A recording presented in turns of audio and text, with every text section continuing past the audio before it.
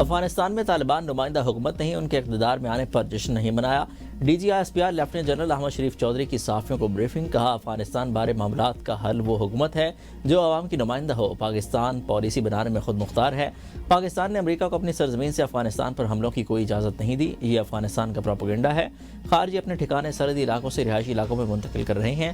افغان طالبان کے ساتھ ہم اب بھی مسئلہ حل کرنا چاہتے ہیں، ہم چاہتے ہیں، دوحہ میں طے ہوا تھا کہ جرگے کا انعقاد کیا جائے گا، دہشت گردوں سے کبھی بات نہیں ہوگی، افغانستان کی شرائط معنی نہیں رکھتی، دہشت گردی کا خاتمہ اہم ہے۔ فتنۃ الخوارج کے خلاف آپریشن میں 1667 دہشت گرد مارے گئے۔ افغان طالبان کو پاکستان کا رسپانس فوری اور مؤثر تھا۔ افغانستان سے ہونے والی دہشت گردی میں افغان فوج کے سپاہی بھی ملوث ہیں۔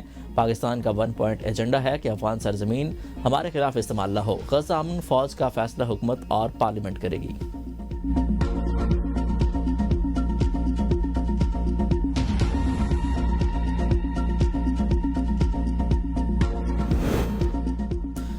لگ رہا ہے کہ بھارت سمندر کے راستے فالس فلیگ آپریشن کرے گا، ہم مکمل الرٹ ہیں۔ D G S P R کی صحافیوں کو بریفنگ، کہا فالس فلیگ آپریشن کر کے بھارت جھوٹ بولے گا کہ پاکستان کے خلاف بڑی کارروائی کی۔ بھارت نے زمین، سمندر اور فضا میں جو کچھ کرنا ہے کر لے، بھارت جان لے، اس بار جواب پہلے سے زیادہ شدید ہوگا۔ پاکستان اپنی سرحدوں کی اور عوام کی حفاظت کے لیے تیار ہے۔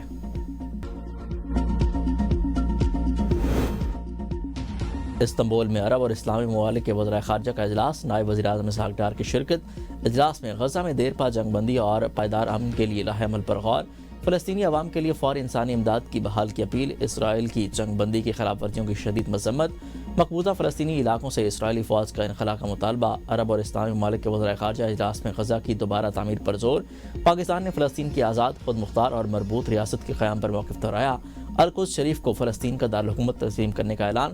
ترک وزیر خارجہ نے کہا کہ اسرائیل بار بار غزہ جنگ بندی معاہدے کی خلاف ورزی کر رہا ہے، حماس کا غزہ کنٹرول کے حوالے سے کرنے کے لیے تیار ہے۔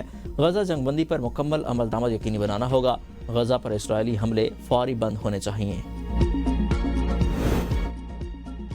حکومت 27ویں آئینی ترمیم لانے کے لیے متحرک، سیاسی جماعتوں سے رابطے کے لیے بڑھا مشاورت کا سلسلہ جاری۔ پیپلز پارٹی کے بعد ایم کیو ایم، مسلم لیگ، کاف، آئی پی پی، اے این پی سمیت جے یو آئی سے بھی رابطوں کا فیصلہ۔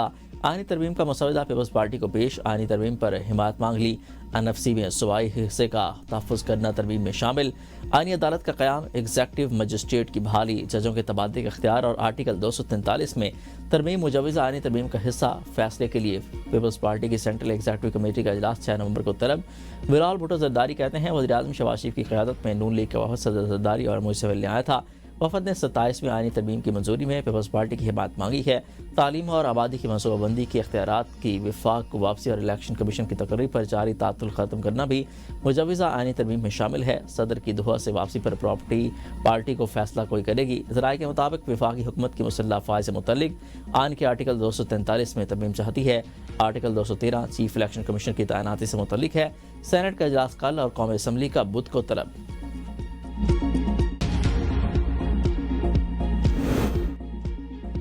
آئینی ترمیم حکومت کا بڑا قدم، اپوزیشن برہم، تحریک انصاف کی 27ویں آئینی ترمیم کی مخالفت، جے یو آئی نے قومی اتفاق کی رائے کا مشورہ دے دیا۔ پی ٹی آئی رہنما اسد کیسر کا کہنا ہے ابھی 26ویں آئینی ترمیم کے زخم تازہ ہیں، اب 27ویں ترمیم کی باتیں ہو رہی ہیں۔ 1973 کا آئین پاکستان کا متفق آئین ہے، اس آئین پر کسی کو ہاتھ نہیں ڈالنا چاہیے۔ موجودہ پارلیمانی آئینی ترمیم کا اخلاقی جواز نہیں رکھتی۔ مشیر خزانہ مزمل اسلم کا کہنا ہے کہ 27ویں آئینی ترمیم کے لیے قومی اتفاق کی رائے ضروری ہے، ملک کی بہتری کے لیے اس پر وسیع تر مشاورت کی جائے۔ این ایف سی کی اثر نو تشکیل کے حوالے سے خیبر پختونخوا بالکل لا علم ہے، مشاورت کے لیے مجوزہ مسودہ ہمیں دیا جائے۔ جے یو آئی کے سینیٹر کامران مرزا کہتے ہیں 27ویں ترمیم سے متعلق پارلیمان میں مشاورت ہونی چاہیے، ایوان میں ہونے والی قانون سازی کے بارے میں عوام کو پتہ ہونا چاہیے۔ پیپلز پارٹی اور نون لیگ ایک ہی سکے کے دو رخ ہیں، اپنے مفادات کے لیے دونوں پارٹیاں اکٹھی ہو جاتی ہیں۔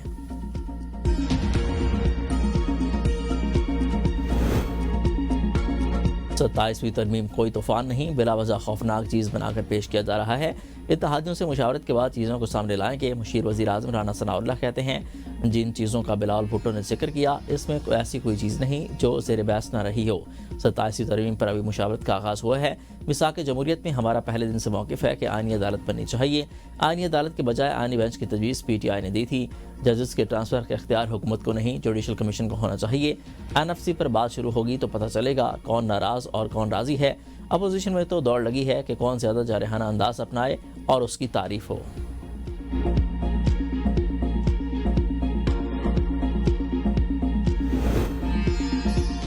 آصف علی زرداری شطرنج کے سب سے بڑے کھلاڑی ہیں، 27ویں ترمیم آسانی سے پاس ہو جائے گی۔ سینیٹر فیصل واوڈا نے دعویٰ کیا ہے کہ 27ویں کے بعد 28ویں ترمیم بھی منظور ہوگی۔ بلاول بھٹو نے 27ویں ترمیم سے متعلق بیان دے کر اچھا اقدام کیا۔ پی ٹی آئی کی خواہش کے مطابق 27ویں ترمیم پر چھوٹی موٹی بحث کروا لیں گے۔ اگر تحریک انصاف نے اسلام آباد میں چڑھائی کی تو پہلے سے پھینٹا لگے گا، پھر ویسے پابندی لگے گی جیسے تحریک لبیک پر لگی۔ سینیٹر علی ظفر نے جواب میں کہا کہ احتجاج ہمارا حق ہے، ہم یہ حق استعمال کریں گے۔ پیپلز پارٹی قیادت آئینی ترمیم کی کمیشن لانے کی تیاری کر رہی ہے، مشاورت جاری، حتمی فیصلہ پارٹی چیئرمین کریں گے۔ شرجیل میمن کی اے بی این نیوز کے پروگرام سوال سے آگے میں گفتگو، کہا چیئرمین پیپلز پارٹی نے فیصلہ کیا ہے کہ 27ویں ترمیم پر تفصیلی مشاورت ہوگی۔ 18ویں ترمیم کے خاتمے یا خود مختاری کی ریورسل پر کوئی اتفاق نہیں ہوگا، حتمی لاہ عمل پارٹی کی سینٹرل ایگزیکٹو کمیٹی طے کرے گی۔ 27ویں ترمیم پر مشاورت، جے یو آئی کے سربراہ مولانا فضل الرحمان نے دورہ لاہور منسوخ کر دیا۔ اسلام آباد روانہ مولانا فضل الرحمان نے چینوٹ اور ملتان میں ہونے والے پروگراموں میں شرکت کی۔ مولانا فضل الرحمان کی چودھری شہزاد حسین سے مختلف سیاسی رہنماؤں سے طے شدہ ملاقاتیں بھی منسوخ۔ 27ویں ترمیم کی مخالفت کریں گے، 26ویں ترمیم کا بھی ہم نے بائیک آؤٹ کیا تھا، کچھ شکوں کو نکالنے پر مولانا نے ساتھ دیا۔ سلمان قم راجہ کہتے ہیں تحریک انصاف نے شکوں کی حمایت نہیں کی تھی۔ بانی نے ہمیشہ کہا ہے کہ جمہوریت اور آئین کی بالادستی پر مقابلہ چاہتے ہیں۔ Shah Mahmood Qureshi P T I کے ساتھ کھڑے ہیں۔ شاہ محمود قریشی سے کل بات ہوئی ہے، انہوں نے کہا فواد چودھری اور دیگر اچانک سے آ گئے، جس سے یہ تاثر دینے کی کوشش کی گئی کہ شاہ محمود ان سے ملاقات کے خواہش مند تھے۔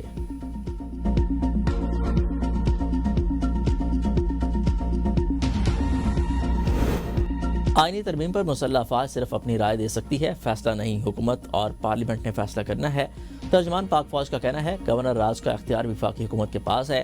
سہیل آفریدی وزیر اعلیٰ خیبر پختونخوا ہیں، ہماری کوئی ذاتی پسند ناپسند نہیں، فوج سیاست میں نہیں الجھنا چاہتی، سیاست سے دور رکھا جائے۔ پاکستان کے پاس خیبر پختونخوا، بلوچستان، گلگت بلتستان میں قیمتی منرلز ہیں۔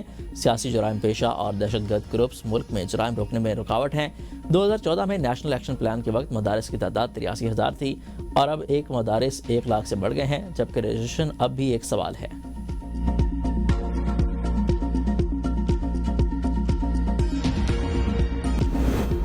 حکومت اب بجلی نہیں خریدے گی، وزیر توانائی اویس لغاری کی پریس کانفرنس، کہا مہنگی بجلی ہمیں وراثت میں ملی ہے، اس کے باوجود گزشتہ 18 ماہ میں بجلی کی قیمت میں 10 سے 10.5 روپے فی یونٹ کی کمی سرپلس۔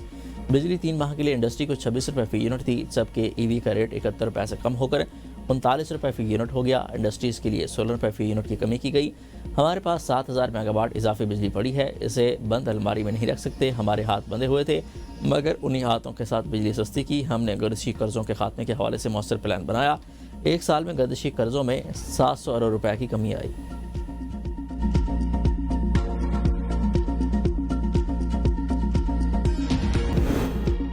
خیبر پختونخوا میں آبائی منصوبوں میں تاخیر روکنے کے لیے قانون سازی کا فیصلہ، منصوبوں کی ٹائم لائنز پر عمل لازمی قرار، تاخیر پر سخت سزائیں تجویز، توانائی کے شعبے میں وفاق سے جڑے معاملات مؤثر انداز میں اٹھانے کا فیصلہ، مشترکہ مفادات کونسل کے زیر التواء امور کا فالو اپ کرنے کی بھی ہدایت۔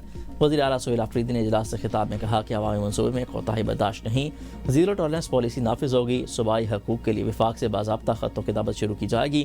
وزیر اعلیٰ کی مقامی بجلی گھروں سے بجلی کی ترسیل اور تقسیم کے نئے پلانز تیار کرنے کی ہدایت، کہا مقامی صنعتوں کو رعایتی نرخوں پر بجلی فراہم کی جائے گی۔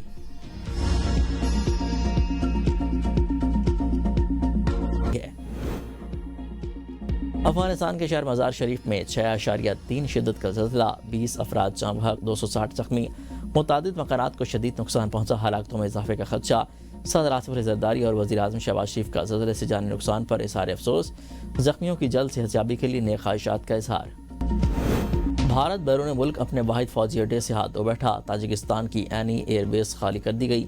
اینی ایئر بیس وسط ایشیا میں بھارت کی اسٹریٹجک حکمت عملی کا اہم مرکز سمجھا جاتا تھا۔ غیر ملکی میڈیا کے مطابق تاجکستان نے بھارت سے اینی ایئر بیس کا کنٹرول واپس لے لیا، بھارت کے تاجکستان کے فوجی اڈے پر 2 دہائیوں کی موجودگی ختم ہو گئی۔